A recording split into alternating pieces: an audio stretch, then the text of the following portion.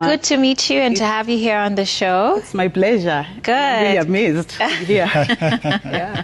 Awesome. Abigail is going to be sharing a bit of her journey with us. And remember, you can continue sending in your feedback to 22422.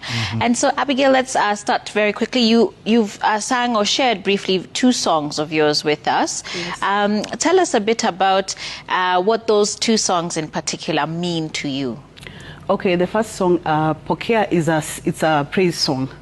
It's just a song that is just glorifying God, His mightiness, His goodness. Yeah, it's all about that, just praising the Lord. Okay. Yes. Okay. Yeah. So, as I understand it, you're a mom, you're a wife, you're a business lady. Yeah.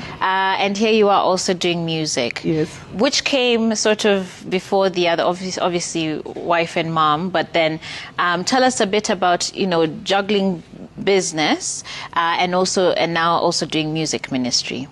Okay, first the business came first. Okay, mom and wife came first, then business. I do business, okay, partly. So I just delegate. So if I want to do music, if I want to get into the studio, I just create time for that. Okay. So I just decide like this week I can just do music. And then the other weeks I'm concentrating in business, family, just like that. Okay. Yeah. So how did you start off doing music then? Music started, I was doing actually praise and worship backup in another church in Makindu, Makueni. And actually I was not a member of that church, I was just helping out. So the apostle there used to tell me, Abigail, come for practice. There is something great about you. Just come, just be there. Even if you can't sing, just come and just be there.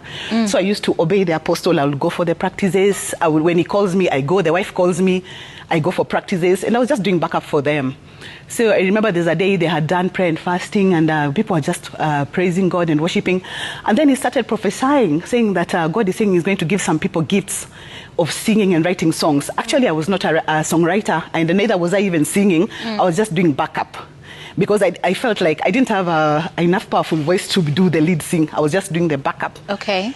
So in the process, I was also part of the praise and worship that was backing up. We were anointed, all of us.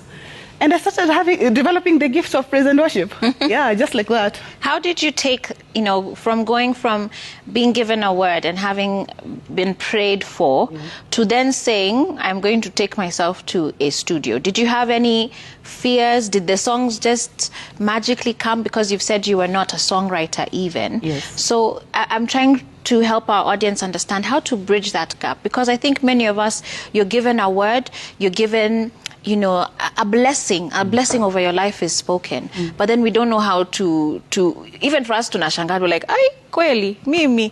And then we kind of freeze over there. How did you actually then, what steps did you take